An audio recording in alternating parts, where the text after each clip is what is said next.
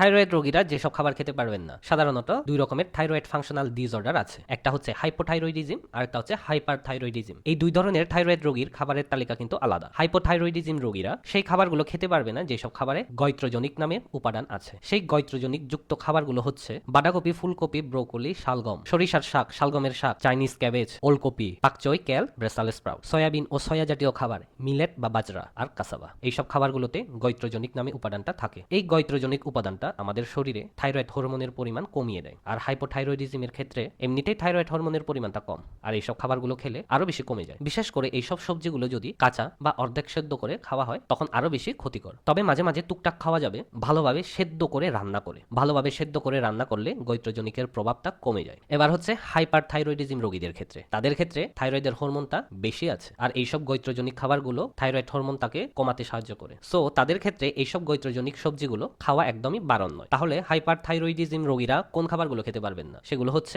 Iodine যুক্ত খাবারগুলো বেশি করে, স্পেশালি সামুদ্রিকের যে কোনো খাবার, চিংড়ি, কাঁকড়া, সামুদ্রিক মাছ, সামুদ্রিক কিছু প্লান্টও থাকে, বা যে কোনো ধরনের সিউইড। এইসব সামুদ্রিক জাতীয় খাবারগুলো খেতে চাইলে মাঝে মাঝে আর পরিমিত পরিমাণে খেতে হবে দুধ আর দুধ জাতীয় খাবার, যেমন দুধ, দই, পানির, আইসক্রিম, চিজ আর ডিমের কুসুমটা। মানে অতিরিক্ত বেশি খাবেন না, পরিমিত পরিমাণে 2-3 দিন ছাড়া ছাড়া খেতে পারেন। তাও যখন খাবেন বেশি পরিমাণে নয়, মিডিয়াম পরিমাণে।